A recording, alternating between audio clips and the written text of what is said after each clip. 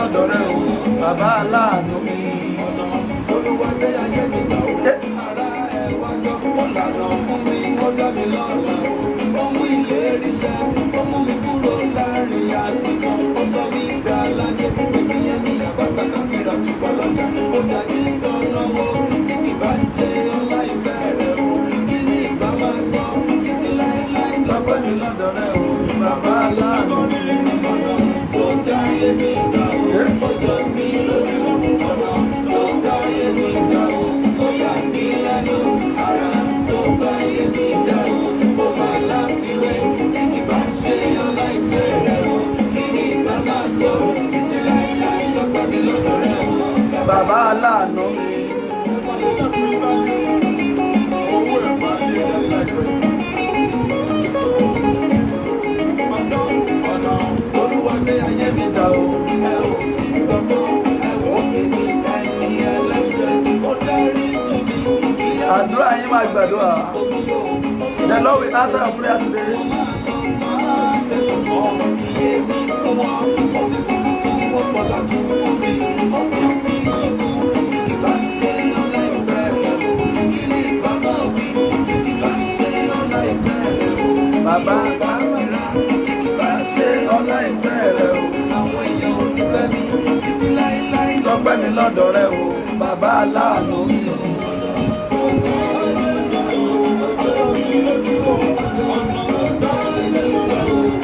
Ó yà mí lẹ́nu.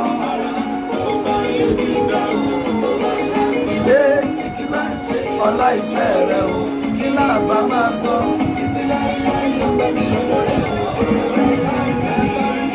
Ẹ ṣé o, amen, mama Abiodun Okay. I pray to everybody that they are entering now.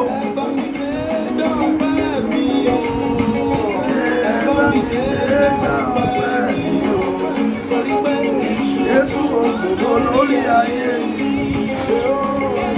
Gbégbá ọpẹ́ mi. Ògbógbó lórí ayé mi. Gbégbá ọpẹ́ mi. Ẹ máa yin Ọlọ́run.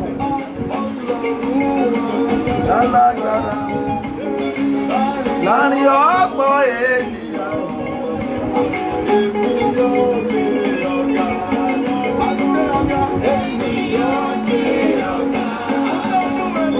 Màmá Ọ̀kẹ́, tá a bá ti parí program ẹ pè mí.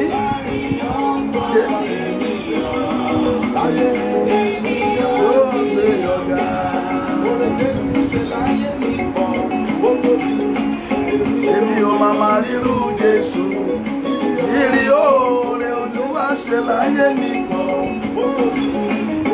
Èmi ò màmá rírú Jésù olóore. Oore Jésù ṣe láyé mi pọ̀.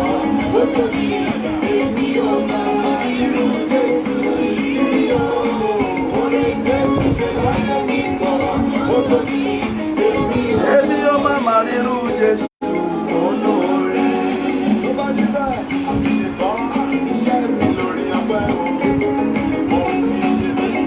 Ọlọ́run mi ní ẹni léèrè, orí tó ṣe fún mi tó jẹ́ ìgbà gbogbo sálọ́pẹ́ mi. Àtòrí àtijọ́ ìdènà àgbẹ̀dẹ Jésù gbẹ̀ ọ́. Ohun ìyanu yóò ṣẹlẹ̀ lónìí. Àfihàn iṣẹ́ mi lórí ọgbẹ́ Olúwa wọ́n fi ṣe mí. Ọlọ́run mi ní ẹni léèrè, orí tó ṣe fún mi tó jẹ́ ìgbà gbogbo sálọ́pẹ́ mi. Àtòrí àtijọ́ ìdènà àgbẹ̀dẹ Jésù gbẹ̀ ọ́. Ọlọ́run ṣe ní gbogbo ọ̀nà ó ṣe o bàbá. Ní gbogbo ọ̀nà ó ṣe Olúwa, ní gbogbo ọ̀nà ó ṣe o bàbá. Ìyẹ́ Ọlọ́run wa ọba tó gbàdúrà. Ògo yẹ ọ́.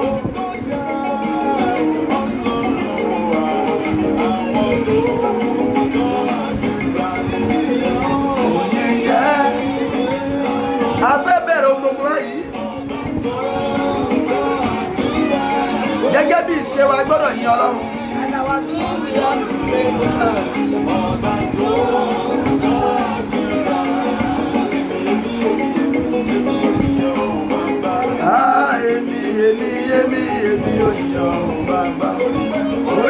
pọ̀ bàbá orí rẹ̀ pọ̀ ọmọ orí rẹ̀ láyé mi gẹ́gẹ́ bí ọmọ o èmi yóò yan o bàbá.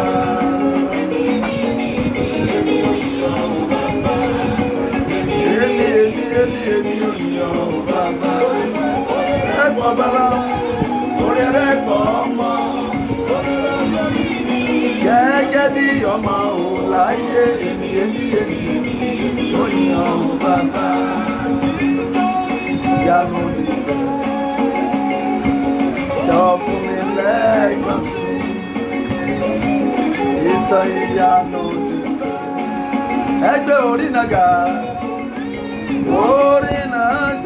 yé àwọn áńgẹ́lì ròyìn àwọn olùsọ̀sí gbà gbọ́ ẹlẹ́ṣẹ̀ ìwọ kì yóò gbà ìyanu ti fẹ́. Ọlọ́run tí kò yí padà a gbé ọ̀gá fún orí ọ̀fẹ́ yìí. Exalt you for this grace. Torí kò yí padà. We thank you because you changed. Mo gbé ọ̀gá lórí gbogbo ènìyàn tó ń wò mí. I exalt you upon everyone. Lord, we appreciate you for every good thing, for the grace, for the power, for the glory. Lord, we appreciate you for wonderful things that you have done. O ṣé o Jésù. Thank you, Lord. O ṣé o Jésù. Thank you, Jesus. Ọlọ́run ìwọ ni Ọlọ́run. Lord, you are God. Mo fi ọpẹ́ fún ẹ. Thank you because you are good to us. I praise your name for the miracle you did yesterday. People can see miracles. Thank you for what you are going to do today. Thank you over the mothers. Thank you over the father. Thank you over everyone. Thank you over everyone that surrounds us. Thank you over everyone that is watching us right now. Thank you, Jesus. Thank you, Jesus. Thank you, Jesus. Thank you, Jesus. Thank you, Jesus. Thank you, Jesus. You are the one that we exalt today. Our Redeemer. Our helper. We praise you for your wondrous work. Glory be to your name. In Jesus' name. I want you to praise the Lord. He is good and his mercies endure forever. I can see somebody here now. The Lord said I should tell you, I will free you. The Lord asked me to tell you, He will set you free. He will give you freedom. Lord, glory be to your name. Can you just appreciate Him? Can you just think about what He has done that is good? Can you just remember that good thing He has done to you? Begin to exalt Him in your heart. Praise Him from your heart. Lord, thank you. Today, for your people to praise you, glory be to your name. The greater of the greatest, the higher of the highest, the mightier of the mightiest. Lord, we appreciate you. I return all the glory and honor back to you. Glory be to your name. Who is that person that I'm seeing right now? Lord, thank you. I pray for that man. Because of the glory they are looking at for you. They said they want to finish you. Because you want to enter into a big glory. By the power in the hand of the Creator. Everyone that is getting ready to finish you, their life will go for it. Their life will go for it. Their life will go for it. Their life will go for your case.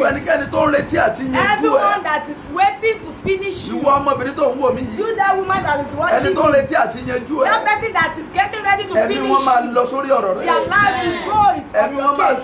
Their life will go on your your case. Ẹ̀mí wọn máa lọ sórí ọ̀rọ̀ Their rẹ. life will go on your Ẹ wo case. Olúwa ṣàánú kalẹ̀. Please, Lord, send down your Bá ní mercy. ìṣẹ́jú kan. Within a minute, Olúwa mo fẹ́ ojú rere Lord, rẹ. I want your I favor. want you to pray that Mo fẹ́ prayer. kẹ́ gba àdúrà Mo yìí. fẹ́ ojú rere rẹ. I want your Mo favor. fẹ́ ojú rere I rẹ. want your favor. Mo fẹ́ ojú rere I rẹ. want your favor. Ó yá gbàdúrà. You need to pray. Ọlọ́run mo fẹ́ ojú rere Lord, rẹ. I want your favor. Ó tún ti dé o. Mo fẹ́ ojú rere rẹ. I want your favor. Ọlọ́run mo fẹ́ ojú rere rẹ. I want your favor.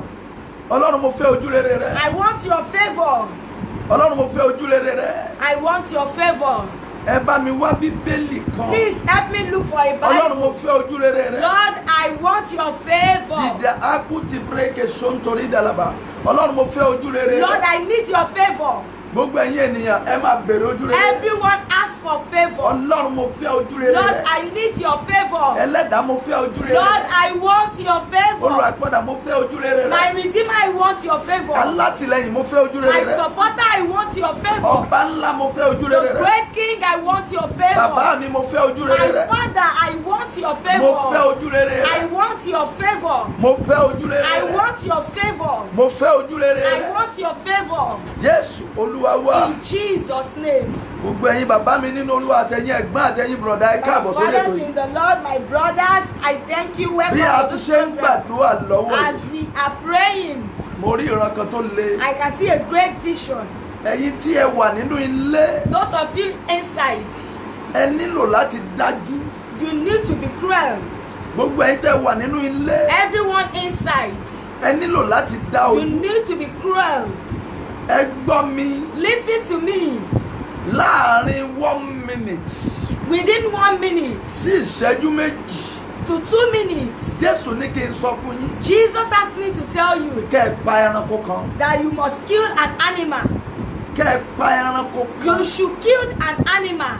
Ẹni tó jẹ́ wípé That person that ó ìṣènìyàn ṣẹranko ní. is acting like human being and Ẹni tó ń animal. dẹranko That person that is turning to tó animal tún ń dènìyàn. and turning to human being as well. Wà wá mú Bíbélì ẹ̀ sókè báyìí. You will raise up your Bible. Má fi ṣeré o. Please don't joke with it. Olúwa ní ẹ̀yin méjì kan wà The nínú Lord ilé. said 2 people are at home now. Alẹ́ yìí alẹ́ yín ni o. Tonight is your night. Wà á pa ẹranko kan. You will kill an animal. Tí n bá ti ní kó gbàdúrà. Once I ask you to pray, Wà á máa ní ẹ̀yin ìṣẹ́ranko you ṣe will nìyẹn. say you people that act like human being and Gbogbo animal. ìṣẹ́ranko ṣe nìyẹn. Every act of human being and Tó yí animal ayé mi ká. that surrounds my life, Ẹgbà idà.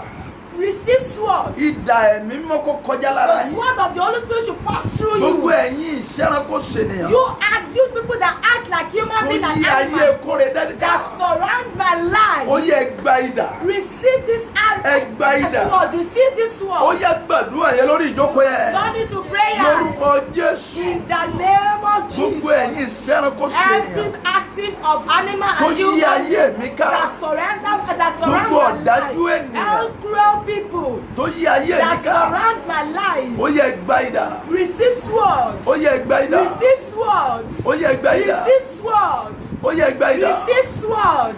Ó yẹ ẹgbà idà. Receive sword. Ó yẹ ẹgbà idà. Receive sword. Gbogbo ẹ̀yin tẹ́ yí mi ká tó Everyone that surrounds me ìṣẹ́ranko ṣe nìyẹn. acting like human being Àwọn and àbàmì animal. ẹ̀dá. All the mysterious Idà ọ̀run kó people. kọjá sára yín. The sword of the Lord should pass Kó through you. kọjá sára yín. The sword of the Lord should pass through your kọjá sára body. yín. It should pass through your body. Jésù Olúwa wa. In Jesus' name.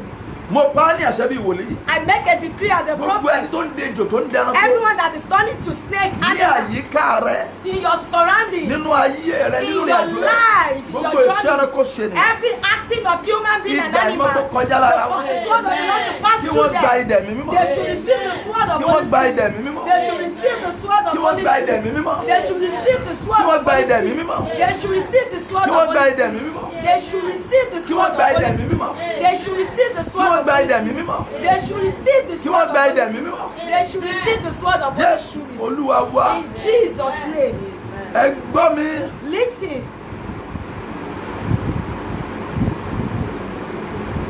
Ẹ̀yin tẹ́ bá ti wà mẹ́ẹ̀ tẹ́ bá ti wà lọ́nà ẹ̀ na Bíbélì yín náà sókè ẹ máa Those gbàdúrà of you yẹn. online, raise up your Bible and pray that prayer. Gbogbo ìṣẹ́ranko ṣẹ̀dá tó yí yín ká. Every acting of human being and animal that surround Mo you, pa ní àṣẹ bíi wòlíì. I make a decree as a prophet. Kí wọ́n gba ikú òjijì. They should receive that sudden death. Gbogbo ìṣẹ́ranko ẹranko ṣẹlẹ̀ tó yí gbogbo Every ẹ̀yìn ẹ̀yà. act of human being and animal, Kí wọ́n gba ikú òjijì. they should receive their sudden death. Gbogbo iṣẹ́ ẹranko ṣẹlẹ̀ tó yí Every ká. act of human being and animal, Kí wọ́n gba ikú òjijì. they should receive their sudden death. Gbogbo iṣẹ́ ẹranko ṣẹlẹ̀ tó yí Every ká. act of human being and animal, Àbàmì ẹ̀dá tó yí ayé yín ká. that mysterious person that surrounds your Kí wọ́n life, gba ikú òjijì. they should receive their sudden death. Bẹ́ẹ̀ ni kó rí. So shall it be. Ẹ gbọ́ mi.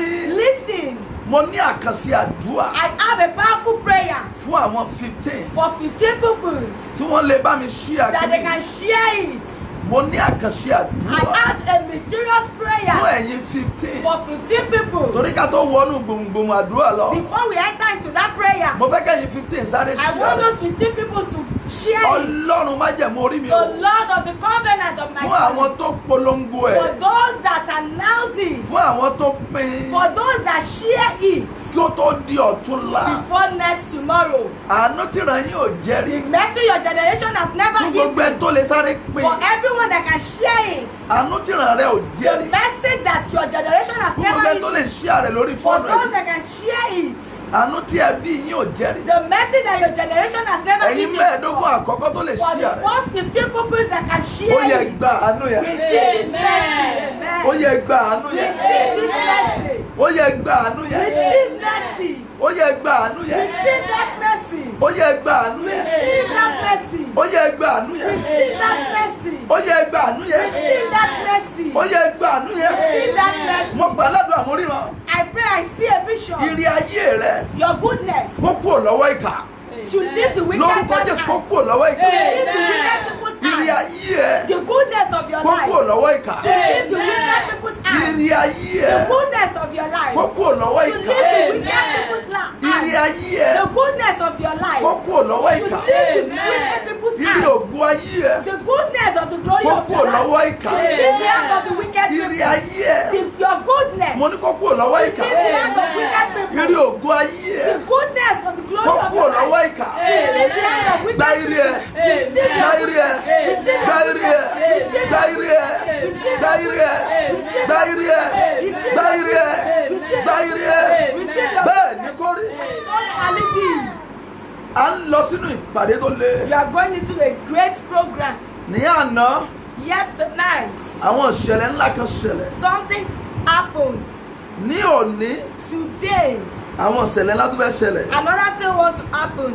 Ẹni tó ń wò mí lọ́wọ́ That person watching me right now, nínú ìrìn àjò ayé rẹ̀, in the journey of your life, ẹ̀mí làálàá jáde kúrò the mẹ́. spirit of labor goes out of Ẹ̀mí it. struggle ó The jáde spirit kúrò of struggle mẹ́. leave your life. Ìkòríta tó o ti ń ṣe At làálàá, the junction where you are laboring, a gbọ́ sílẹ̀ lónìí. you are delivered Ní today. ìkòríta tó o ti ń ṣe At làálàá, the junction you are laboring, ahọ́n mi di àṣẹ. my tongue turn to A gbà ọ́ authority. sílẹ̀ lónìí. You are delivered. Ní ìkòríta tó o ti ń ṣe At the làálàá, junction where you are laboring, a gbọ́ sílẹ̀ you are lónìí. delivered tonight. Ẹ wò mí, Look at me. ó dáa kí ayé èèyàn rí ojú rere. It is good for someone's life to encounter Wọ́n ní kí n favor. sọ fún ẹ̀yin méjì. They asked me to tell two people Ogun tó rọ́ọ̀lù ẹ nínú the ìgbéyàwó ẹ̀. battle that confronted you in your Olúwa ló marriage. fòpin sí The lónìí. Lord said He put an end to it. Olúwa ní kí n sọ fún The ẹ. Lord asked me to tell Ogun tó you rọ́ọ̀lù ẹ nínú ìgbéyàwó the ẹ̀. battle that come to you in your Òun marriage. fi òpin sí lálẹ́ He yìí. put an end to it. Olúwa ní kí n tún sọ̀rọ̀ kan. The Lord asked me to say Wọ́n ní this, ẹ̀yin méjì kan wà that mẹ́rin. there are two people here. Ẹ ń retí ìyanu kan You lórí are iṣẹ́ yìí. expecting a miracle over your work. Olúwa ní kí n sọ fún The ẹ. Lord asked me to tell Ó ti you já sí ọpẹ́ fún that ẹ. it has gone to testimony to you. Ó ti já sí It ìyanu has, fún it ẹ. has gone to miracle. Ó ti já sí ògo It fún has ẹ. gone to glory. Olúwa ní ẹnìkan wò mí The Lord said somebody is watching níbi me. ẹ̀gbẹ́ left ọyàn rẹ. At the left side of your breast. Olúwa ló ní àwọn ìrora níbẹ̀. The Lord said you are feeling pain. Olúwa ní kí n sọ fún The ẹ Lord asked me to tell pé ní you alẹ́ yìí that tonight wọ́n rán ọfà yẹn sí they ẹ. send that arrow to you. Ọfà yẹn padà síbi tó ti wá. And that arrow come back to the sender. Olúwa ní kí n sọ fún The ọkùnrin Lord kan. asked me to tell that man. Olúwa ló ń jẹ́ Káyọ̀dé. The Lord said you are Kayode Olúwa by ní kí n name. sọ fún The ẹ. Lord asked me to tell you Láàárín ọjọ́ méje within 7 days ẹnìkan máa kú nínú ìdílé somebody rẹ. will die in your Ẹni family. yẹn máa kú. That person will die. Olúwa ní má débẹ̀ o. The Lord said don't go there. Ológun ayé rẹ. That person is the battle of your Onílẹ̀yìn life. àdúrà yìí. After this prayer, Ogun yẹn ṣẹ́ fún ẹ. that battle is conquered. Mo ló ṣẹ́ fún It ẹ. is conquered. Ẹ wò mí ẹ náwó ọ̀tún Look jáde at me, báyìí. stretch out your right Ẹni hand. gbogbo alágbára. Every powerful person Ó nawọ́ ìdádúró fún mi. that is stretching the hand of stop to Àtòun àti me, ìdádúró rẹ̀. both him and his delay, Kí wọ́n kú lójijì. they should die suddenly. Bẹ̀rẹ̀ sí gbàdúrà yẹn. Begin to pray that Gbogbo prayer. alágbára. Every powerful being Tó nawọ́ ìdádúró that fún mi. stretches the hand of delay to Àtòun me, àti ìdádúró both rẹ̀. him and his delay. Kí wọ́n kú lójijì. Every powerful being Tó nawọ́ ìdádúró that fún mi. stretch his hand of delay Àtòun to àti me, ìdádúró both rẹ̀. him and that hand of wọ́n kú delay, lójijì. they should die suddenly. Gbogbo alágbára. Every mighty man Tó nawọ́ ìdádúró fún mi. that stretch the hand of delay towards Àtòun me, àti ìdádúró both rẹ̀. him and the delay, Kí wọ́n kú lójijì. they should die suddenly. Bẹ́ẹ̀ ni kó rí. So shall it be. Jésù Olúwa wa. In Jesus' name. Ẹ bá mi lọ sínú ìwé mímọ́. Go into the scripture. Ìwé 1 Corinthians 15:10-11. 1 Corinthians 15 verse 10 to O 11. nílò ojú rere. You need favor. Màá gba ojú rere. I will receive favor. I'm on labour versus favour. Mo wà lórí làálàá àti ojú There are some rere. people in life, Àwọn kan wà nínú ayé they yìí. are enjoying labour. Wọ́n ní inú dídùn sí. While there are some làálàá. people in life, Àwọn kan dẹ̀ wà nínú ayé yìí. they enjoy favour. Wọ́n gbádùn ojú rere Ó ṣe ọmọ púpọ̀. Kẹ́hìndé bó ṣe ṣí àrẹ yẹn gbé ẹjẹ́ ṣí àrẹ yẹn ṣé gan. Enjoy favour. Wọ́n gbádùn ojú rere. Ẹ wò mí gbogbo ènìyàn. Look at me everyone. Nígbà tí ẹlòmíì ń gbádùn làálàá, When some people are enjoying labour, tí ayé rẹ̀ ò nítumọ̀, that their life is meaningless. làwọn kan ń gbádùn favour. Some people are enjoying favor. Ní alẹ́ yìí, Tonight, ìran tí ayé ẹnìkan ni mo mú wá. the vision of somebody's life, that's Orúkọ what I rẹ̀ mean. jẹ́ Paul Apostle. That person's name is Paul Apostle. Ayé rẹ̀ labour, His life labour, ṣùgbọ́n ó rí ojú rere. but he encountered favor. Yes, ṣùgbọ́n nípa oore ọ̀fẹ́ Ọlọ́run. 1 Corinthians 15:10. Yes, ṣùgbọ́n nípa oore ọ̀fẹ́ Ọlọ́run. nípa oore ọ̀fẹ́ Ọlọ́run, orí bí mo ti rí. mo wà dàbí mo ti dà. oore ọ̀fẹ́ rẹ̀ tí a fi fún mi. That is favour, yes. kò já sí asán. Kò já sí asán. ṣùgbọ́n Ṣùgbọ́n mo ṣiṣẹ́ lọ́pọ̀lọpọ̀ ju gbogbo mo wọn lọ. ṣiṣẹ́ lọ́pọ̀lọpọ̀ ju gbogbo wọn ṣùgbọ́n lọ. kì í ṣe èmi. Kì í ṣe mí, bí kò ṣe oore ọ̀fẹ́ Ọlọ́run tí ó wà bí pẹ̀lú kò ṣe oore ọ̀fẹ́ Ọlọ́run. Is a man that was working exceedingly. Ó jẹ́ ẹni tí ó ṣiṣẹ́ takuntakun. He did exploits. Ó ṣiṣẹ́ tó tayọ. Why? Kí nìdí? Because there is a favour upon him. Torí pé ojú rere wà ní orí rẹ̀. He laboured and received Ó the ṣe favour. làálàá, ó sì gba ojú rere. Ẹ̀yin méje tẹ̀ ń Seven wò mí. pupils that are watching me. Wàá rí ojú rere You lálẹ́. will see favor tonight. Wàá rí ojú rere You will lálẹ́. see favor tonight. Níbi tí mo dé dúró lánàá, Where I saw yesterday mo night, kíyèsí wípé I observed that kéèyàn máa rákòrò for láyé somebody to be crawling kò dáa. is not good. Kéèyàn máa ṣiṣẹ́ For kó máa somebody to gbòógbò be working and for you not to get kò glory dáa. is not good. Kéèyàn máa wá ire kó máa For rí gbà. somebody to be looking for goodness and you won't get Kò it dáa. is not good. Tá a bá wá ń sọ̀rọ̀ lórí orí ọ̀fẹ́ àti èrè tó ń bẹ lórí favour, When we are talking about grace and the benefits in favor, there is no way you can do it. kò sí bí ènìyàn ṣe lè You will ṣe. be favoured this week. Ẹ ó rí ojú rere lọ́sẹ̀ yìí. You shall be favoured Ẹ ó this rí week. ojú rere lọ́sẹ̀ yìí. You shall be favoured this Ẹ ó week. rí ojú rere lọ́sẹ̀ You yìí. shall be favoured Ẹ this ó rí week. ojú rere lọ́sẹ̀ yìí. Àwọn ojú rere lágbára. Favour is great Ó dẹ̀ mú ìbùkún ńlá dání. and it holds a great blessing. Ẹ gbọ́ mi sà. Listen to Bá a ṣe me. darí mi lálẹ́ eré. This is how I'm being directed tonight. Ìbùkún tó ń bẹ lórí ojú rere. The blessing that lies in favour, A máa fààyàn jáde it uplifts someone fún ìyanu lọ́tọ̀. for miracle. A máa Separately. fààyàn jáde fún It ìyanu. singles somebody out for miracle. Ẹ̀yin mẹ́ẹ̀ẹ́dógún tẹ́ ẹ lè ṣàmì. 21 pupils that can say amen Lálẹ́ yìí, tonight. Jésù ó ṣàwárí ẹ̀ fún Jesus ìyanu. will single you out for miracle.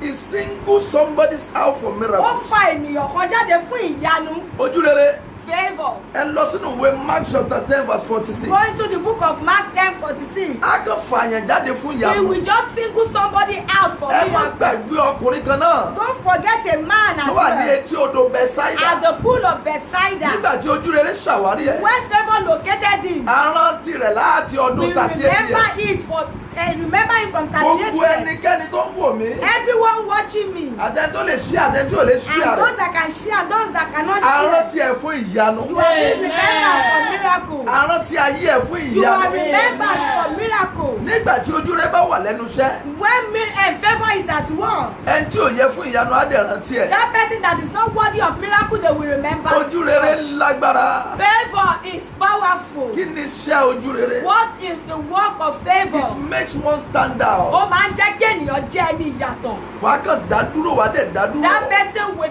stand out. You will stand out among your Á contemporaries. yàtọ̀ láàárín àwọn ẹlẹgbẹ́ rẹ̀. Gbogbo ẹ̀yin tẹ̀ ń wò mí Everyone watching me. nínú ibi iṣẹ́ tó wà. At that place of work. You will stand out. Ẹ ó yege. Gbogbo ẹ̀yin tẹ̀ ń wò mí Everyone watching me. nínú iṣẹ́ kitchen tẹ̀ ń ṣe. At that work of kitchen you are doing. Àti nínú iṣẹ́ business tó ń ṣe. And the business you are doing. Àti nínú iṣẹ́ oṣù tó ń ṣe. And your salary job you are doing. You will stand out. Ẹ ó tayọ. Ẹ má jẹ́ kí n tàn yín. Don't let me deceive you. Tí èèyàn bá rí ojú rere, When somebody see favor, you will stand out. èèyàn máa tayọ. Mo kì í tẹ̀ ẹ̀rọ ní ọjọ́ kan. I think about it one day. Àwọn kan Some people, náà ń ya fọ́tò fún president. they are the ones that taking pictures for the Ta ló president. bẹ́ẹ̀ sọ fún ọ pé wọn ò mọ fọ́tò yà? Who want to tell them that they don't know how to snap? Ibi tó wà rèé o. This is where it is. Ó lè mọ̀ mọ fọ́tò yà fẹ́ tó It wà might níbí. not be good. Ó kàn lè rí kámẹ́rà, ó kàn lè mọ kámẹ́rà, ó kàn lè ra kámẹ́rà tó dáa. He might just get a good camera. Ó lè má lọ́pọlọ bẹ́ẹ̀ tó ya fọ́tò He lórí might ilé. not even have enough wisdom that that person snapping at Orile Ní abẹ́ ghetto. under the ghetto. Ṣùgbọ́n torí pé ó rí ojú rere. But because he get favor Ó dẹ̀ ń ya fọ́tò fún president. and it was snapping the president Lálẹ́ yìí, tonight, wàá kan ojú rere. you will need favor. Wọ́n ní kó o má ṣàmì, mo ní wàá kan ojú rere. You will need favor. The favor will make you stand out. Ojú rere á jẹ́ kí ènìyàn tayọ.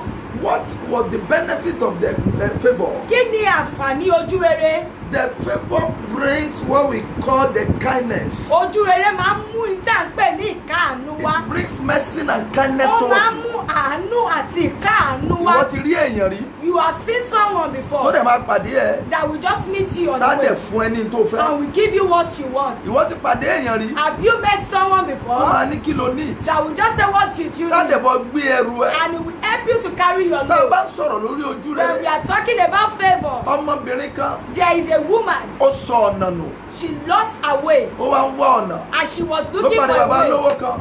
and she met a rich Bàbá olówó man. yẹn ní The rich man said òun náà ń fẹ́ wá ọ̀nà that he himself is looking for a láì way mọ̀ wípé without knowing that ọjọ́ yẹn ni ojú rere rẹ̀. that day is day of a favor. Ní kété Immediately tí bàbá olówó pàdé ẹ̀, that the rich man met her, bàbá olówó bi léèrè, the rich man asked her, ọmọbìnrin you this woman, kí ló ń ṣe? what are you doing? I'm looking for this area, this Mo area. ń wá agbègbè báyìí. You know what he said? She said, Ẹ mọ ohun tí ó wí. àlejò lèmi náà sà, I myself am a ẹ má stranger. bínú sà, mi ò mọ̀nà. Don't be angry, I'm a stranger. I Olówó don't ní kí know the lorúkọ way. ẹ̀? The rich man said, what is your name? Bí òun kò tiẹ̀ lọ bí tó ń lọ mọ́, If you are not even going to where you are ẹ̀mí kan going, sọ fún un the one spirit told kó ràn me ẹ́ lọ́wọ́. that I should help you. Ha. Lolówó bá fún un ní káàdì. And the rich man gave her card. Ìmídélé ó kọ́kọ́ kó 200,000 ní lọ́wọ́. Immediately she gave her 200,000 Tó bá naira. lè wá, If she can come, ọmọbìnrin yẹn lọ and the woman went. ní oṣù yẹn. That month, Àṣé wọ́n ń wẹ́ nìkan tó fẹ́ lọ fi ẹ́ di ìlú òyìnbó. not knowing they are looking for somebody that will head their company Mo pa ní overseas. àṣẹ fún gbogbo I ẹgbẹ́ wò make mí. a decree for everyone watching me. Wàá rí ojú You rere. will see favor. Ó ṣàmì. You are not Wàá saying rí it. ojú rere. You will see favor. Kí là ń pè ní ojú rere? What are we calling favor? Tí iṣẹ́ ojú rere bá bẹ̀rẹ̀ sí jẹ́ láyé ènìyàn, When the work of favor begin in someone's á life, pa ènìyàn mọ́ lọ́wọ́ ibi. it will protect someone from evil. Á pa ènìyàn mọ́ lọ́wọ́ It ìṣòro. will protect someone from If problems. you can watch me Tí clearly, ẹ bá lè wò mí dájú, the favor can protect you from ojú evil. rere lè pa ènìyàn mọ́ kúrò nínú ibi. Don't let me deceive you. Ẹ má jẹ́ kí n tàn yín. When favor is at work on you, Tí ojú rere bá wà lójú iṣẹ́ you lórí will be ènìyàn, protected. ààbò máa wà lórí What onítọ̀hún. was the benefit of the favor? Kí ni àǹfààní? It saved life in times of destruction. Ó máa ń dá ẹ̀mí sí ní àkókò Ẹ ìparun. wò mí, Look at me. a ò lè yọ àwọn èèyàn tó ti kú nínú We cannot coronavirus. save those that are dead in Ṣùgbọ́n coronavirus. síbẹ̀ àwọn kan rí ojú rere But there some people still encounter favor. tí àìsàn yẹn ò mú wọn. That they are not a victim of that Wọ́n sickness. kọjá lára ewu. They pass through danger. Ewu ò sì wú wọn. And dangers did not beat them. Agbára ojú rere pọ̀. The power of favor is Ó yẹ great. kí n lè bá yín sọ nǹkan kan Let lónìí. me tell you something today. Wípé ìjọ́ tó bá ti rò pé ọgbọ́n orí That the rẹ̀, day you thought it is by your iṣẹ́ wisdom, ọwọ́ ẹ̀, ẹ̀mí ẹ ló dá tó fẹ́ dà It yẹn. is your spirit that become what you want to become. Ó ń tan rẹ̀ ni. You are deceiving Ó tó yourself. ní lónìí. This is what you needed. Ipò tó wà lónìí. That position where you are. Agbára ojú rere. The power of favor. Ká tó lọ gbàdúrà. Before we go to pray, Mo fẹ́ kó o mọ tán pè ní I ojú want you rere. to know what they call favor. Ojú rere lágbára. Favor is powerful. Tí o bá bẹ̀rẹ̀ iṣẹ́ nínú ayé When yẹn. it begin work in someone's life, Àwọn ènìyàn dé ipò tí if bàbá you ènìyàn take dé. somebody to the position where your father has never got Ipò tí into, ìyá ènìyàn the dé. position where your mother has never got into, Tá a bá ń sọ̀rọ̀ lórí ojú when we rere. are talking about favor, Èrè ń bẹ́ẹ̀ bẹ́ẹ̀ débi there wípé are so many a advantages máa there. fúnni ní ọgbọ́n. It gives someone wisdom. Níbo ni Daniel ti ní ọgbọ́n? Where did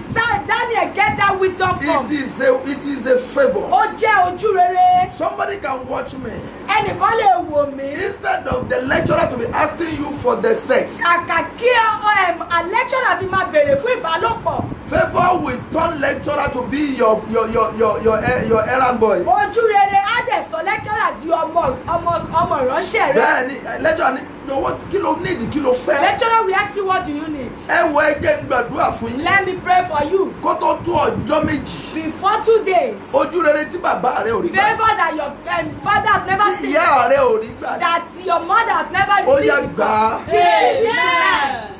What is the benefit of the favour? Kí ni àǹfààní ojú rere? You will be gifted and talented. Èèyàn máa ní ẹ̀bùn púpọ̀ Téèyàn bá wà gifted, Nígbà tí ènìyàn bá ní tó ẹ̀bùn, ní ẹ̀bùn tó wà talented, that you are talented, is favour from God. òun ni ojú rere láti ọ̀dọ̀ If you Ọlọ́run. want to be favoured, Tí ènìyàn bá fẹ́ ní ojú rere before 3, 4, 5 days, láàárín ọjọ́ mẹ́ta sí the ọjọ́ Lord márùn-ún, that I'm serving Ọlọ́run tí èmi sì will give you yóò favour. fún ọ ní ojú rere. Will give you favour. Yóò fún ọ ní ojú rere. What favour can do for you? Kí ni ojú rere lè ṣe fún ènìyàn? Achievement without stress. Àṣeyọrí láìsí làálàá. Achievement without effort. Àṣeyọrí láìsí akitiyan. Go and build your house Ẹ lọ kọ́ ilé yín without effort. láìsí làálàá. Go and have your car Ẹ lọ gbé mọ́tò yín without effort. láìsí ìgbìyànjú. In the name of Ní Jesus. orúkọ Jésù. Go and marry Ẹ lọ fẹ́ ọkọ without stress láìsí làálàá and effort. àti okun. Go and make it Ẹ lọ ṣàṣeyọrí without stress láìsí wàhálà and effort. àti I decree in the name of Mo Jesus. pa á láṣẹ ní orúkọ Jésù. Go and excel Ẹ lọ tayọ without stress láìsí wàhálà and effort. àti ìgbìyànjú. I decree as a man of Mo authority. pàṣẹ gẹ́gẹ́ bí ẹni Go aláṣẹ. and carry your baby Ẹ lọ gbé ọmọ yín without stress láìsí làálàá and effort. àti I akitiyan. pray as God ordained me. Mo gbàdúrà bí Ọlọ́run ti ṣe fi Go ìgbàdúrà and hàn mí. succeed Ẹ lọ ṣe àṣeyọrí without stress láìsí làálàá and effort. àti akitiyan. Because favor will answer you. Torí pé ojú rere yóò dá yín lóhùn. You will see favor. Ẹ ó rí ojú rere. What is the benefit of the favor? Kí ni ìṣe pàtàkì ojú rere? Achievement without stress. Àṣeyọrí láìsí làálàá. Wẹ́rẹ́wẹ́rẹ́ wà kẹ́rì pé o ti kọ́lé. You just say that easily you Wẹ́rẹ́wẹ́rẹ́ wà give kẹ́rì pé o out. ti bímọ tó fẹ́ bí. Easily you give birth to Wẹ́rẹ́wẹ́rẹ́ your kẹ́rì pé o ti ṣe rere tó fẹ́ ṣe Easily láyé. you just prosper on Wẹ́rẹ́wẹ́rẹ́ earth. wà dẹ́rì pé o ní ìwòsàn. Easily you will have healing. Kí là ń pè ní ojú rere? What are we calling favour? Ojú rere Favour ó ní kí ènìyàn is when somebody kó máa rí àánú tí ò tọ́ sí i. obtain mercy that is not meant for you. Ṣé wàá rí tí ẹ̀bùn ìbùkún ojú rere bá dé bá You ọ? see when the blessings of favour come to You you. will begin to experience success in all your Ènìyàn dealings. yóò máa ní ìrírí àṣeyọrí nínú Kò ohun sí gbogbo. tó dáwọ́lé tí ò There ní is yọrí. nothing you will lay your hand on that will not be successful. Iṣẹ́ ojú rere ni. That is the work of favour. Lórúkọ bàbá ọmọ àti In the ẹ̀mí name of the mímọ́. Father, Son, and Holy Spirit. Wàá rí ojú rere. You will see favour. Ó ṣàmì wàá rí ojú rere. You will see favour. If you know what we call by this favour, Tí ẹ bá mọ tí à ń pè ní ojú rere yìí. favour will bring a blessing to you that you have not deserved. Ojú rere yóò mú ìbùkún tí ènìyàn ò yẹ fún wa. One will be promoted beyond his status. Ènìyàn yóò ní ìgbéga kọjá bí ó ṣe You jẹ́ will be gan. promoted beyond your level. Ènìyàn yóò ní ìgbéga kọjá ipò rẹ̀. You will be promoted beyond your educational Ènìyàn yóò background. ní ìgbéga kọjá ibi tí ó kàwé dé. This is what we call the favour. Eléyìí ni à ń pè ní ojú rere. I decree as a man of Mo pa God, á láṣẹ gẹ́gẹ́ bí ènìyàn lọ́rùn beyond your level, ju ọgbọ́n ju ipò rẹ rẹ lọ. Beyond your wisdom. Ju ọgbọ́n orí rẹ lọ. Beyond your status. Ju ìrínisí rẹ lọ. Beyond your certificate qualification. Ju àwọn ìwé ẹ̀rí rẹ lọ. You will excel. Ó tayọ. Under the auction of favour. Ní abẹ́ iṣẹ́ ojú rere. Ẹ wo. Look at me. Bí ènìyàn bá ń gàn ọ́. When somebody is mocking you. Ojú rere á sì pa ẹnu wọn mọ́. Favour will shut their mouth. A wá sọ ẹ̀gán ayé di ẹ̀yẹ. I will make that mocking to become celebration. Ojú rere. Favour. A mú ẹlòmíì kúrò léèyàn kan. It makes some people to remove from one position. Asọdẹ̀ntì ayé ń celebrate. And it will make you become somebody that they are celebrating. You shall be celebrated. Àwọn èèyàn yóò ṣe ayẹyẹ yín. You shall be celebrated. Àwọn èèyàn yóò ṣe ayẹyẹ yín. Under the favour. Ní abẹ́ ojú rere. You shall be Ẹ ó celebrated. ní ọjọ́ ayọ̀. You shall be Ẹ ó celebrated. ní ọjọ́ ayọ̀. Do you believe that you are going to become celebrity? Ṣé ẹ ní ìgbàgbọ́ pé ẹ̀yin náà yóò ní ọjọ́ ayọ̀? Ẹ dá ń celebrate ọjọ́ kan ni. Somebody you are celebrating is a day. Your celebrity gbogbo ọjọ́ náà ni. Celebrating the act all days. Gbogbo ẹni tó ń wò mí. Everyone watching me. Ayé máa celebrate. The world will celebrate you. Yẹn kọ́kọ́ agbára ojú rere aṣọ wa di celebrity. The power of God will make us a celebrity. You will become a star. Èèyàn yóò di ìràwọ̀. What favour can do for you? Kí ni ojú rere lè ṣe fún ènìyàn? It brings good wife and husband. Ó máa ń mú ìyàwó tó dára àti ọkọ The wá. Bible says. Bíbélì wí pé. Ó ní ẹnikẹ́ni tó bá ní aya rere. Anyone who has a good wife. Ó ní ojú rere lọ́dọ̀ Ọlọ́run. Obtain favour from the Lord. Ṣé o ti mọ bí tó ti ẹ kó gbàdúrà Do báyìí? you know where you ought to start praying now? Téèyàn bá rí ọkọ gidi. When you get a good husband. Kò lè bó lè má mọ iye o. You might not know the worth of that Tó o bá husband. rí àwọn tó ní ọkọ fẹ̀sẹ̀ lù. When you know the people who have husband that beats Tọ́kọ them. wọn máa ń fi ẹsẹ̀ lù wọ́n That lẹ́yìn. they bounce them. Tàbí tó fìyà jẹ wọ́n nínú That ilé. is making them suffer at home. Ìwọ wàá mọ rírì. You will know that you will Wọ́n mi appreciate. tí èèyàn bá rí ojú rere. When somebody encounter favour. Wàá ní ọkọ gidi. You will have a good husband. Wàá ní aya You will gidi. have a good wife. Ẹ̀gbọ́n tí èèyàn bá tún rí ojú rere. When somebody encounter favour Wàá again. bí ọmọ tó You dára. will give birth to a good child. Ojú rere dára nínú ìrìn àjò. Favour is good in the journey. Kì í mú ní sunkún. It doesn't make someone cry. Ojú rere máa ń pa ni, ó máa ń pa ẹkún èèyàn rẹ ni. It wipe away tears. Téèyàn bá ní ojú rere. When somebody is favour. Àwọn ọmọ rẹ gá máa wo ayé. Even your children will be looking at life. Wàá bí ọmọ tí ó wu ni. You will give birth to children that pleases Gbogbo ẹni tó ń you. wò mí. Everyone watching me. Lọ rí ojú rere. Go and see favour. Bó o bá ṣàmì tó. If you are not saying amen Àti enough, wàá rí ojú rere. you will be favour. Ojú rere ní máa mú káyé ó dẹrùn fún It's ènìyàn. favour that make life easier for someone Láti gbé. to live. Ojú rere máa mú kí ayé dẹrùn fún ènìyàn. Favour make life easier for us, Láti for someone gbé. to live. Tó èèyàn bá rí ojú rere. When somebody see favour, Wọ́n kàn máa ṣẹlẹ̀. some things will happen. Ó ní And- you will become fruitful. Ènìyàn yóò so èso. Tí ayé ẹ bá ti ń so èso. When your life is fruitful Tí àwọn èèyàn rí ayé ẹ pé léso ni. and people see your life that it is fruitful Lábẹ́ ojú rere ni. under the favour. So wá rí ní alẹ́ yìí. You see tonight, Bó o ṣe lóò máa ṣe yẹn. as you see that you don't know how Ojú to rere live, á mú káwọn èèyàn tẹ́wọ́ favour gbà. will make people accept you. Ojú rere á mú káwọn èèyàn tẹ́wọ́ Favour will gbà. make people accept you. Wo people will accept your life. Àwọn ènìyàn yóò tẹ́wọ́ gba ayé rẹ. Lábẹ́ ojú rere. Under the work of favour, Wàá rí ìrànlọ́wọ́ àtọ̀run you wá. will see help from above. Wàá rí ìrànlọ́wọ́ You àtọ̀run wá. will see help from above. Ó níbìkan tó o ti lè dá ṣe. It gets a place where you can't do it Ó níbìkan alone. tó o ti lè dá gbé. There are places where you can't Ó carry it nílò alone. ẹnìkan. You need someone Kó kàn má bàa máa ṣe làálàá so that you lásán. will not be labouring in Kò vain. dáa kéèyàn máa ṣe It làálàá. is not good to labour. Ó nílò ẹnìkan. You need somebody, Ó náà ní aláàánú. and that is an helper. Olóore. Your Wọ́n máa benefactor. pàdé ẹ̀ lálẹ́ They yìí. will meet you tonight. Ó sàmì wọ́n máa pàdé ẹ̀ lálẹ́ They yìí. will meet you tonight. Níbi tí olóore rẹ̀ wà. Wherever your helper is. Ibi tí aláàánú rẹ̀ wà. Wherever your helper is. Ibi tí àwọn tí ó ràn ẹ́ lọ́wọ́ wà. Wherever those that will help you. Wọ́n máa pàdé ẹ̀ lálẹ́ They yìí. will meet you tonight. Àwọn tí ó fà ọ́ sókè. People who will lift you up. Àwọn tí ó mú ọjà náà eré.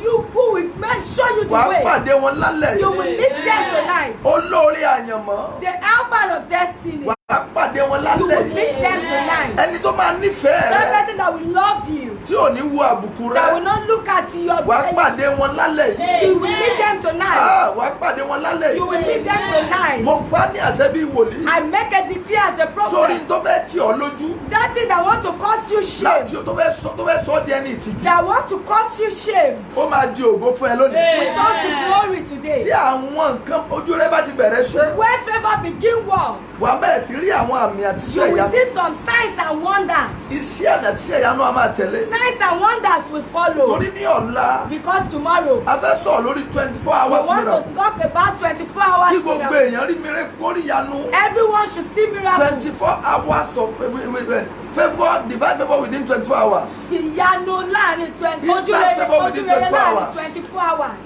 Òun ni mo fẹ́ mójútó ní ọ̀la. That is what I want to face tomorrow. That is why I will tell you this. Ìdí nìyí tí màá fi sọ fún yín. Gbogbo iṣẹ́ àmì Every sign àti iṣẹ́ ìyanu and wonders tí àyànmọ́ rẹ̀ ń béèrè fún. that your destiny is Ó waiting yá for. gbà á. Receive it. Ṣàmì dáadáa gbà á. Receive it. Gbogbo iṣẹ́ àmì Every signs àti iṣẹ́ and ìyanu wonders tí àyànmọ́ rẹ̀ ń béèrè that fún. your destiny is Ó requesting yá for. gbà á. Receive it. Ẹ jẹ́ báyìí sọ lẹ́yìn. Let me tell you this. Lábẹ́ kéèyàn má ṣe làálàá. Under for somebody not to be laboring. Kéèyàn má ṣe làálàá kí For iṣẹ́ má somebody múyàn. not to be laboring or a Kéèyàn poverty. dẹ̀ rí ojú rere. And you see favor. A ní àwọn ìgbésẹ̀ méje We láti have gbé. some steps, 7 steps. For us not to be laboured, Fún ènìyàn láti má máa ṣe but to be làálàá. favoured. Ṣùgbọ́n ojú rere. Number 1 step, Ìgbésí you àkọ́kọ́. need to humble yourself. Èèyàn nílò láti rẹra rẹ̀ sílẹ̀. Psalm 10:12.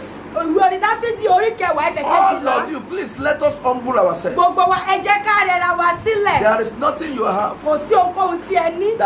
There are some people that have not had it before. Àwọn kan wà tó yẹ pé wọ́n ti ní. Ẹ jẹ́ á rẹ ara wa sílẹ̀. Let's humble ourselves. Téèyàn bá lè rẹ rẹ̀ sílẹ̀, When you can humble ó yourself, tọ̀ máa rí ojú rere. you will see favor. Ṣùgbọ́n ẹni tó bá ti ní ìgbéraga Anyone who is proud kò lè rí ojú rere. can never get favor. Number 2, Ẹlẹ́ẹ̀kejì, ká gbàdúrà fún ojú let's rere. pray for favor.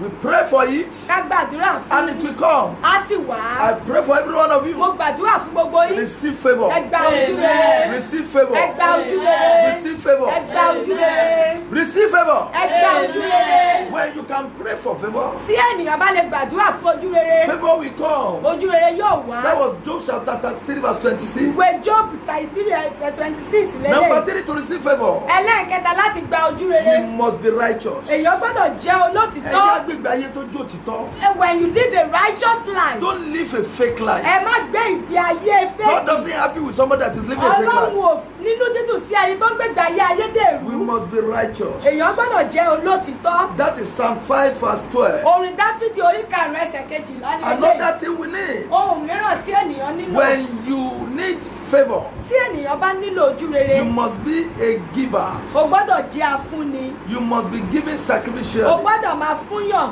Your house must be given. Ilé rẹ gbọ́dọ̀ máa fúnyàn. Wò mí, Look at me. ẹni tó fẹ́ ojú rere àkànṣe. Anyone who wants a great O favour, ò ní yahun o. you will not be stingy. Tó o bá ti yahun. Once you are stingy, Torí àwọn orí àwọn kan tó fún lẹ́bùn, because those people that you give gifts a máa fàyàn sókè. will elevate you. Ọlọ́run sọ ọkàn fún mi ní ọjọ́ kan. God told me something Ó one ní day. kó rè dé. He said, Má tọrọ owó lọ́wọ́ ènìyàn. don't beg money from people, Ṣùgbọ́n but ẹni tó bá fún ẹ, anyone who give you á mọ̀ pé òun fún áńgẹ́lì. will know that he give Òun á an dẹ̀ angel yà lẹ́nu. and he will surprise Wọ́n ní kó you. rè dé. And Máa I said, give. Give, Torí àṣírí èmi because Ọlọ́run this is the secret ó ní pé mò ń God, give. is that I Ó ní give. ó ní tó o bá ti ń give, Then once you are giving, kò sí ní tó fẹ́ there's nothing tí mi ò ní fún ẹ. that I will not give Ẹ you. gbọ́ mi gbogbo Once. ènìyàn. Everyone listen to If me. you want to a divine favour, Tí ẹ bá fẹ́ ojú rere you must àtòkòrá, be a giver. ẹ gbọ́dọ̀ jẹ́ afúnni. Àgbà mi àwọn ọmọ tó yí mi ká máa wò mí. Sometimes the people that Tó bá surround kó owó me tí will màá watch fi me. jẹun, If it remains the money I will use to máa eat, tó fún yàn. I will still give people. Tó bá kó owó tí màá fi jẹun, If it remains the money I will use ó to yá ìwọ eat, náà gbà lọ́nà náà. you go and spend it. Ojú òde tì mí rí. And I'm not being If put you to cannot shame. be a giver, Tí ẹ ò bá jẹ́ how are you afúnni, expecting divine kí ló favour? dé tí ẹ fi ń retí ojú rere The spirit àtòkòrá? of favour is looking for somebody Ẹ̀mí ojú rere ń wá that ẹnìkan they can be a giver. tí ó lè jẹ́ afúnni. Don't be a giver alone. Ẹ má kàn jẹ́ afúnni nìkan. Be giving Ẹ sacrificially. máa fún ènìyàn pẹ̀lú Like a Sarefat woman. bí opó Sárẹ́fátì. That Sarephat widow received favor. Obìnrin opó Sárẹ́fátì ó gba ojú Under rere. the tendency of giving. Ní abẹ́ ìṣe pàtàkì fífi And the fúnni. Shunammite woman received favor. Obìnrin Ṣúnámáìtì òun náà gba ojú rere. In the book of First Kings, he received a child. Nínú ìwé ọba ìkíní ó gba ọmọ rẹ̀. Purposely because they are givers. Nítorí pé ó jẹ́ àfúnni. If you don't know how to give, Tí ẹ ò bá mọ bó ṣe fi fúnni. you may not know how to receive. Ẹ lè má mọ bí wọ́n ti rí gbà. Be a good giver. Ẹ jẹ́ ẹni tí ń That is fúnni. why I so much appreciate people that they send something to me. Èdí nìyí tí mo fi máa mọ rírì àwọn tó máa ń fi Without my ránṣẹ́ sí mi. asking, the Lord will bless Láì you. bá ṣe pé mo béèrè, Olúwa yóò bùkún. Thank you for giving to us. Ẹ ṣé tí ẹ ń fi fún wa. Be a giver. Ẹ jẹ́ We have àfikún. 5 ways we can give. A ní ọ̀nà márùn-ún tí a fi lè fi. Number 1, Àkọ́kọ́, always give your tithe and ẹ offering máa san ìdámẹ́wàá àti so you ọrẹ can receive the favor. kí ẹ bá lè gba ojú rere. When you are giving tithe and Tí ẹ offering, bá ti ń san ìdámẹ́wàá àti Malachi ọrẹ. chapter 3 verse 9 Ìwé that word. Málákì orí Say God will open the heaven for ó ní you. Ọlọ́run yóò ṣí fèrè sí ọ̀run. Never hold God your salary and your tithes. Láíláí ẹ má jẹ Ọlọ́run ní ìdámẹ́wàá. The second way, Ẹlẹ́ẹ̀kejì, alms giving, ẹ máa ṣe ìtọrẹ àánú. the offering of alms. Ìtọrẹ àánú. Àwọn aláìní kan wà. There are some less Ìwọ lè privileged. lónìí ó bẹ́tà àwọn kan. You might have but you are Give better them, give than some them, give people. Ẹ them. fi fún wọn. Àwọn aláìní. The less privileged. Number 3 givings Ẹlẹ́ẹ̀kẹta. is the giving that you give to build the church of Òun ni God. fífúnni tí ènìyàn fún láti kọ́ ilé Ask Ọlọ́run. people, please, what do you need in your ministry? Ẹ béèrè lọ́wọ́ àwọn èèyàn pé ẹjọ́ kí lẹ nílò nínú Go iṣẹ́ to ìránṣẹ́. church that God is Ẹ lọ sí there. ilé ìjọsìn tí Ọlọ́run wà Ask for níbẹ̀. what they need in the Ẹ church. béèrè ohun tí wọ́n nílò nínú ìjọ. Buy something Ẹ there. ra nǹkan síbẹ̀. I thank God for the grace that God has given to me. Mo dúpẹ́ lọ́wọ́ Ọlọ́run fún orí ọ̀fẹ́ tí ó When fi I fún mi. left the church, our father, Baba S.K. Abiara, Nígbà tí mo fi chọ́ọ̀chì bàbá wa S.K. Abíára sílẹ̀. my father prayed for me too yesterday, Bàbá mi gbàdúrà 2 fún days mi ago. lánàá. 2 days ago, Yes. Ní I received ìjẹta, a prayer from father. mo gba àdúrà lọ́wọ́ Baba bàbá. said, I miss you, son. Bàbá ní ọmọ mi ayù rẹ̀ I wí. remember the day my father said Mo something. rántí ọjọ́ tí bàbá mi sọ Baba S.K. fún. said, Bàbá S.K. with all wípé the money you have spent in pé that gbogbo church, owó tó ti ná nínú ìjọ who yẹn. will gain that? Ta ni yóò Who jèrè? will reward that? Who will gain that Ta thing? ni yóò jèrè ẹ̀? Ah, mo ní bàbá, I said, kò síbi tí mo Daddy, dé màá jèrè ẹ̀. there's no way I get to When you go to church, give to the Tí ẹ bá church. dé ilé ìjọsìn, ẹ fi fún ilé Don't give ìjọsìn. to church because they're asking for Ẹ má offering. fi fún ilé ìjọsìn nítorí pé wọ́n béèrè Give to fún church ọrẹ. because you have the spirit Ẹ of fi giving. fún wọn nítorí pé ẹ ní ẹ̀mí fífi fún ní. Number 4, to give. Ẹlẹ́ẹ̀kẹrin, Make sure ẹ rí i dájú you are giving to the widows. ẹ ń fi fún àwọn opó. And the Lord will bless you for Olúwa yóò that. sì bùkún fún yín. Number 5, to give. Ẹlẹ́ẹ̀karùn-ún, Give to your relatives if you have. ẹ fi fún àwọn ènìyàn yín tí ẹ bá That shall ní. be well with you. Yóò sì dára fún That yín. is good to give. Ó dá kí ènìyàn fi fún It ni. brings favor. Ó ń mú ojú rere wá. You may be expecting prayer, Ẹ lè please. máa ti retí àdúrà. But there are some things we need to hear. Ṣùgbọ́n ó ní àwọn nǹkan tá a nílò láti So gbọ́ things can make things happen for us. tó lè mú kí nǹkan ṣẹlẹ̀ fún ènìyàn. Gbọ́ mi, Listen, another thing we need to do to receive ohun favor. mìíràn téèyàn nílò láti ṣe láti gba ojú rere. Take care of the visitors.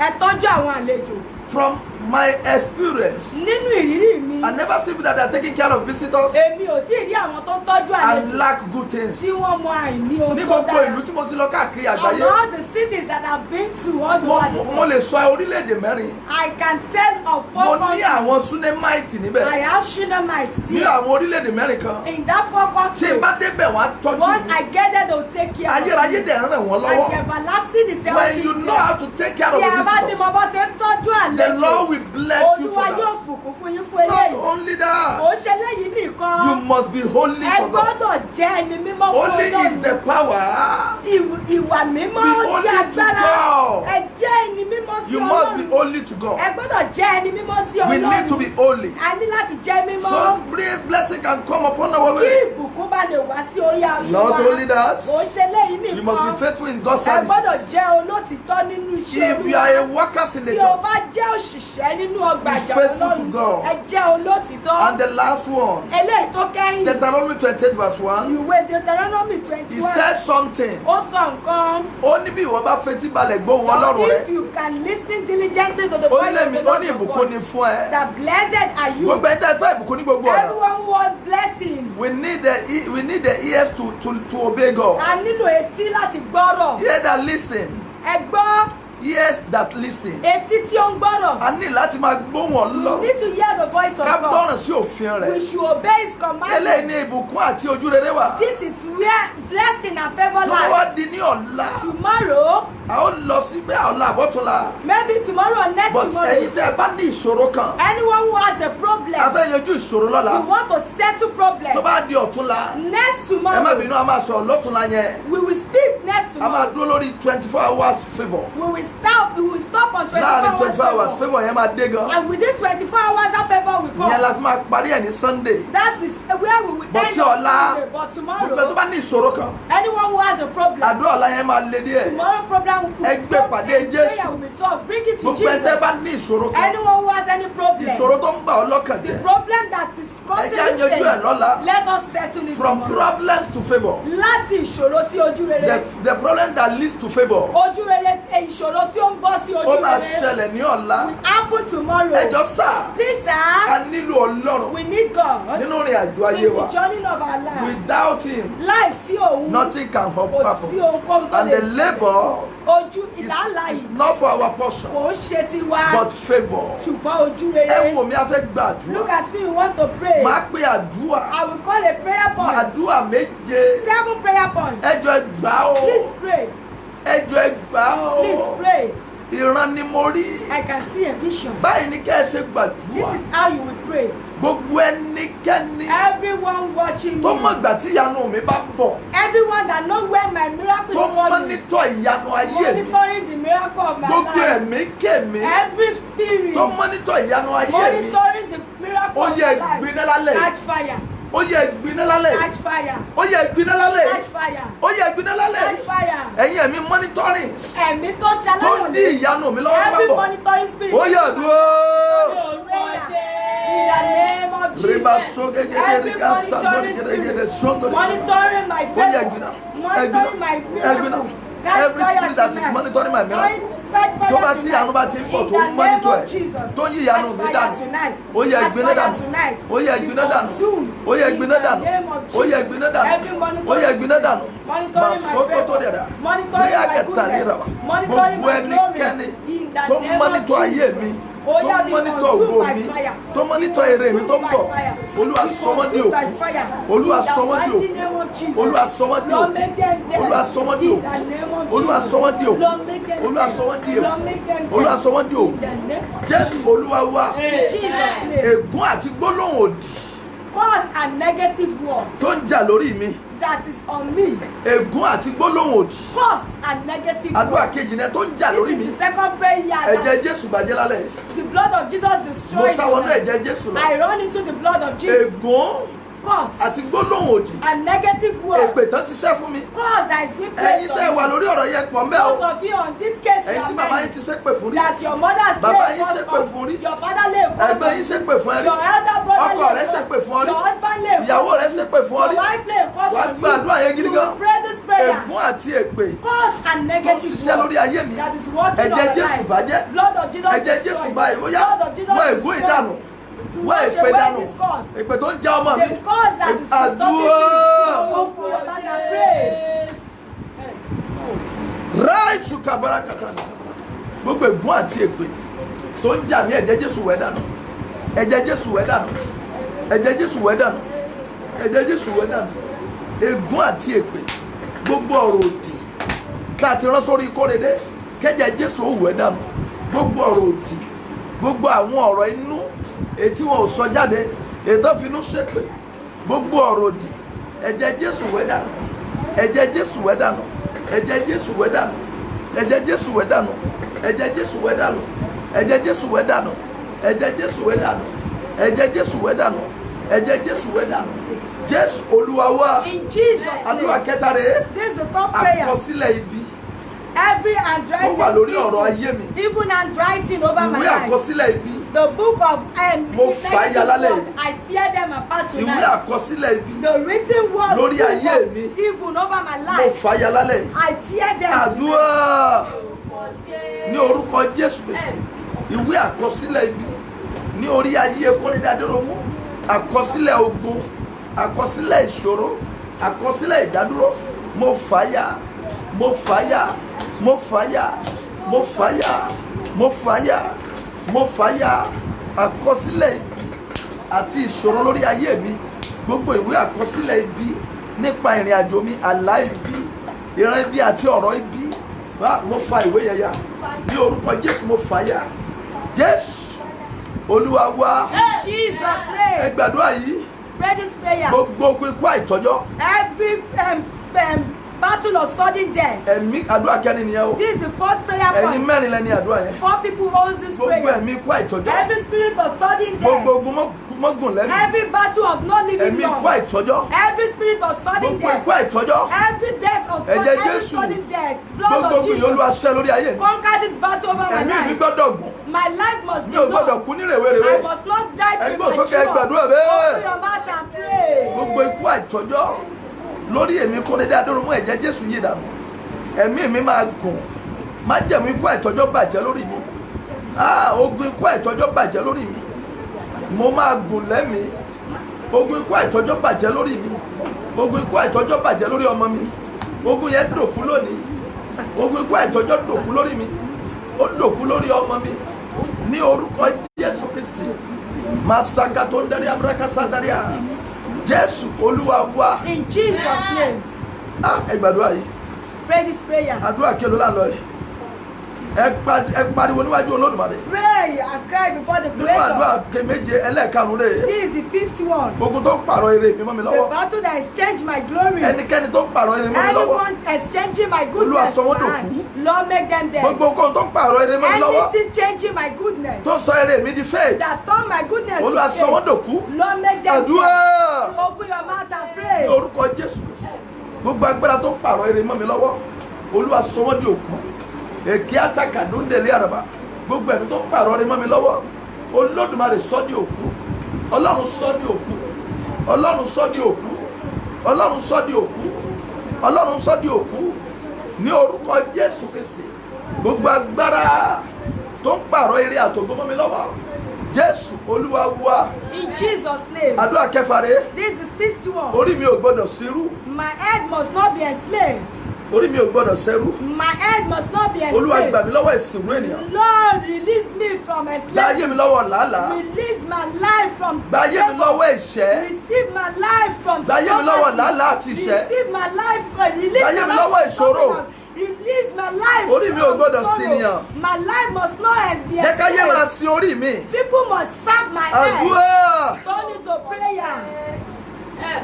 Gba ayé mi lọ́wọ́ ìsìnrú. Gbà mí lọ́wọ́ ẹ̀mí làálàá. Lọ́wọ́ iṣẹ́ má rere. Olúwa gbà mí lọ́wọ́ ẹ̀mí làálàá. Ní orúkọ Jésù. Mẹ́sọ̀kọ́dẹ́lì gírádàtà yìí dá. Mẹ́pàràkà sagandali gírádà kòtò de àràbà. Jésù. Olúwa wa. In Jesus' name. Àdúrà kan tó kùrù kí n tó This gbàdúrà is the fún yín. last prayer point before I pray for Mo you. fẹ́ fi àṣẹ ìpè mi gbàdúrà. I want to pray with the authority Ọ̀rọ̀ tí of Ọlọ́run my fi sí mi calling. lẹ́nu. The word that God dropped into Ṣùgbọ́n my ìgbàdúrà life. yìí. But pray this prayer. Olúwa Lord, fi ojú rere dáhùn. Lord, answer by Fi favor. ojú rere dípò ogun ayé mi.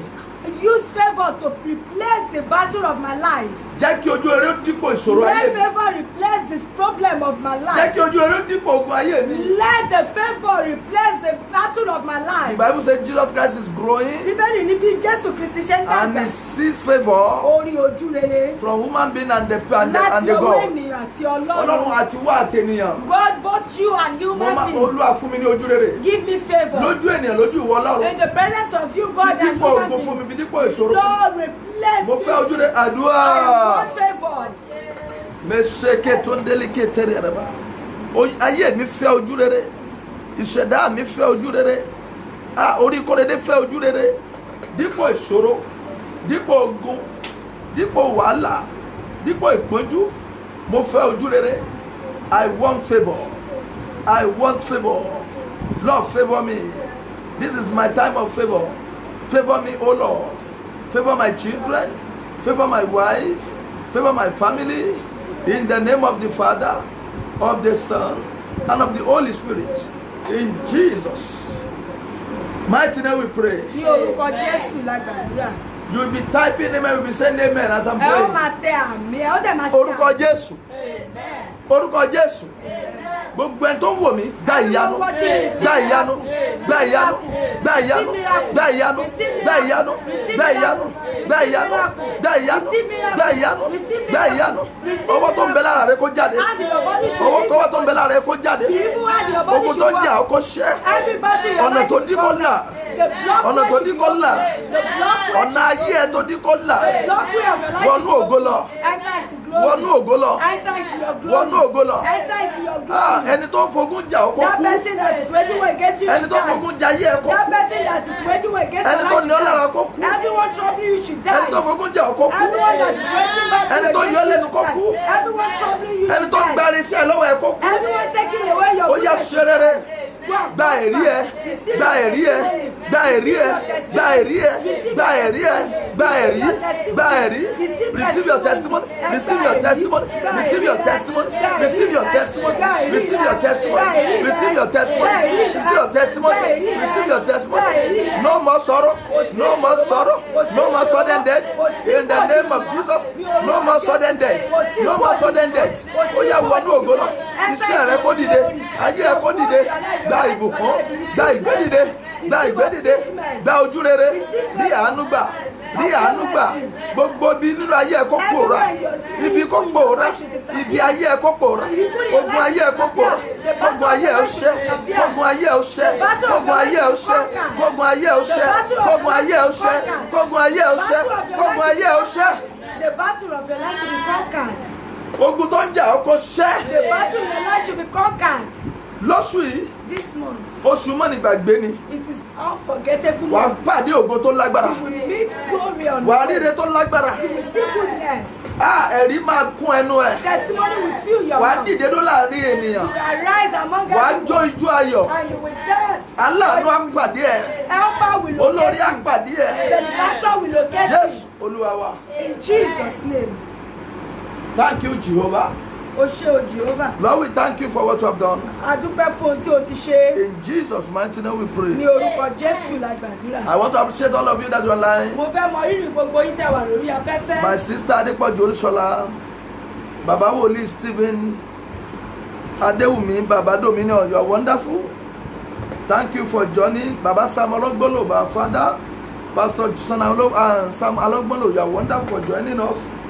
I'm appreciating people that they join us today. Mo rírì gbogbo àwọn tó darapọ̀ Mama mọ́ wa Kasali, lẹ́yìn. thank you for joining. Baba Kasali, thank you for joining. Samuel Adeni, thank you for joining. Abiodun, Mama, Dickness Abiodun, okay, thank you for joining.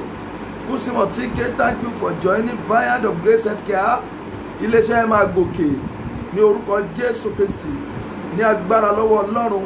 Adéọlá Ọládìméjì, thank you for joining. Mami Adéròmù, thank you for joining. Adéròmù, thank you for joining. Àánú Olúwapọ̀, thank you for joining. Olabisi Koka, the Lord will bless you. As you are joining, Adeleke Adeniyi, thank you for joining. Thank you for joining. Thank you for joining. It shall be well with you. Yóò dára fún yín. The studio of our father CAC Agbala Ìtura, we appreciate you. My people that are there, thank you for joining. God bless you. Ademola Babatunde, thank you for joining. Anthony Joy, thank you for joining. Kenny Atisola, thank you for joining. God bless you. Taiwo Arosegbe, thank you for joining. Babatunde Mopelola, thank you for joining us today. Mrs. Jumake King, you are welcome for joining. It shall be well with all of you that are joining. Yóò dára fún gbogbo Adeniran, yín tẹ́ darapọ̀. Adeola Christiana, thank you for joining. God bless you as you join for today. It shall be well. Abiodun Adegoke, thank you for joining. Thank you for joining. Akaji Adekule, my brother from South Africa, thank you for joining. Adenike Ojugunjimi, thank you for joining. Pelumi Renojo, thank you for joining. It shall be well with you. Yóò dára fún Adetipe yín. Comfort, thank you for joining, ma. Mama Adenike, thank you for joining. Thank you, all of you, for joining. It shall be well with you. Yóò dára You will fún yín. great, you will Ẹ ó succeed. tóbi. The Lord will make you prosper. Olúwa yóò mú You will iṣẹ́ not rere. die young. Ẹ ò ní kú kékeré. Fọláwíyọ Ọmọlára, thank you for joining. The Lord will prosper you. Tosin Adeyemi, Adefile Ebolomo, thank you for joining. God will bless you. Folasade Afolayan, Ebere Joy, you are wonderful sister. Thank you for joining. God will bless you. Joseph Tolulope, thank you for joining. Odun Olatijani, thank you for joining. Olukemi Alabi, thank you for joining. Olajubu Bimbola, thank you for joining. Shall be well with you. All of my people, thank you for joining. Josiah Isaiah Properties, Ilese Yoni Jabo, Auntie Manifo Shabiodun, thank you for joining. Adewale Adeola, thank you for joining. God bless you as you joining. Baba Woli Okiki Jesu, thank you for joining. Fisayo Adefaki, thank you for joining. Remy, Sister Remy Favor, you are wonderful. Thank you for joining. Joseph, thank you for joining. God bless you. Moses Moreni Keji, Akintoye Eric, thank you for joining. Shall be well with you. Modupe Okeyode, God bless you as you are joining. Mommy, Lady Evangelist Sarah Olusegun, thank you for joining. Gbogbo ẹ̀yin tẹ́ join testimony, Pastor Testimony, thank you for joining.